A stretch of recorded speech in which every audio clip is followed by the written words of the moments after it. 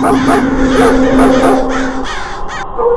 समय की बात है, एक घना जंगल था जहाँ पेड़ पौधे घने थे और झाड़ियाँ इस कदर फैली थी कि रास्ते का पहचान करना मुश्किल हो गया था।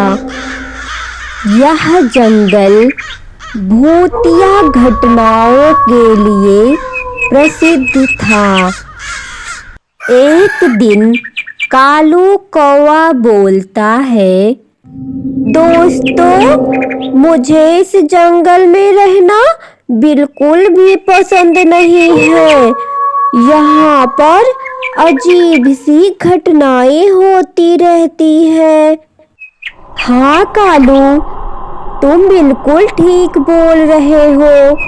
जैसे ही अंधेरा होता है, हम लोग की आवाज ही गायब हो जाती है और जंगल में अजीब अजीब सी आवाजें आने लगती है। दोस्तों, कबूतर अंकल बोल रहे थे यहाँ पर भूत रहता है और बोल रहे थे कोई एक पुराना किला भी यहाँ पर है। दोस्तों, मुझे यह जंगल नहीं, कोई भूल भुलैया लगती है। कहते हैं कि जंगल में एक पुराना किला था जो अब खंडहर बन चुका था। उस किले के अंदर एक भूतनी का निवास था जो रात के अंधेरे में अपनी डरावनी आवाज से सभी को परेशान करती थी।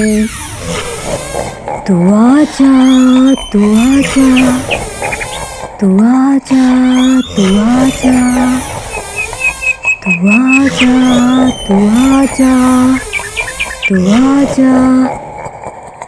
एक दिन एक लड़का जंगल में आया जिसका नाम मोहन था।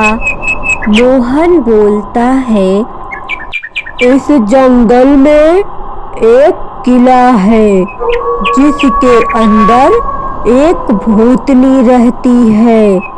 मैं फैसला कर चुका हूँ, यह रहस्य जान कर रहूँगा। मोहन ने जंगल के बीच से एक रास्ता चुना जो उस किले तक जा रहा था। वह रास्ता बहुत ही उलझा हुआ था। हर मोड़ पर नया रास्ता सामने आता और मोहन को लगता जैसे वो पहले वाले रास्ते पर वापस लौट आया हो। यह जंगल मोहन को किसी भूल भुलैया से कम नहीं लग रहा था। जैसे जैसे मोहन आगे बढ़ रहा था, उसे डरावनी आवाज सुनाई दे रही थी। यह रास्ता छोड़ दो, वापस लौट जाओ।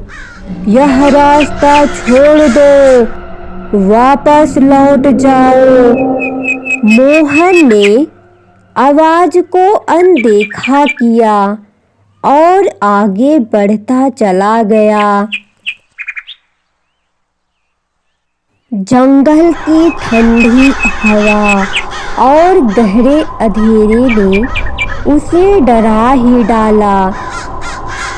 अचानक से मोहन के सामने एक भूतनी निकली। उसका चेहरा सफेद और आंखें लाल थी। उसके बाल काले और अस्त व्यस्त थे। भूतनी ने मोहन से कहा, तुमने यहाँ आकर बहुत बड़ी गलती कर दी। अब तुम मेरे पकड़ में हो। अब मैं तुम्हें नहीं जाने दूंगी। मैंने बरसों से इंतजार किया। मोहन पहले डर गया, फिर खुद को शांत किया और सोचा, मुझे इस भूतनी से डरना नहीं है। अगर मुझे वापस घर जाना है तो इस भूल भुलैया रास्ता को सही से जानना होगा और इस भूतनी से बचने के लिए मुझे शांत रहना होगा।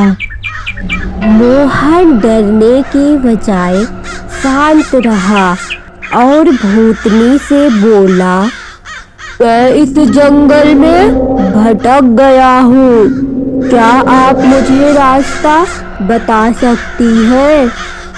भूतनी उसकी बातें सुनकर थोड़ा हैरान हुई, फिर बोली, देखो बालक, तुम दिल के बहुत सच्चे लग रहे हो, इसलिए मैं तुम्हें नुकसान नहीं पहुंचाऊंगी। तुम मेरी बात ध्यान से सुनो। इस भूल भुलैया में जिसका दिल सच्चा होता है वही इस भूल भुलैया रास्ते से निकल पाता है। अगर तुम्हारा दिल सच्चा होगा तुम भी इस रास्ते से निकल जाओगे। फिर मोहन अपना जान बचाकर वहां से भागने लगा। जैसे ही मोहन सही रास्ते पर चलना शुरू किया, जंगल का घनापन कम होने लगा। अब मोहन समझ चुका था, सच्चाई के रास्ते पर चलने से सब कुछ स्पष्ट हो जाता है। मोहन वापस जंगल आकर सभी पक्षी को पूरी बात बता देता है। प्यारे पक्षियों, हमें कभी भी डरकर भागना नहीं चाहिए, बल्कि हमें उसका सामना करना चाहिए।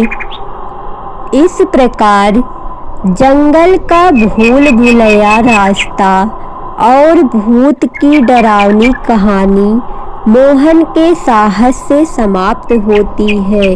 धन्यवाद। प्लीज़ हमारे वीडियो को लाइक सब्सक्राइब करके ही जाएं।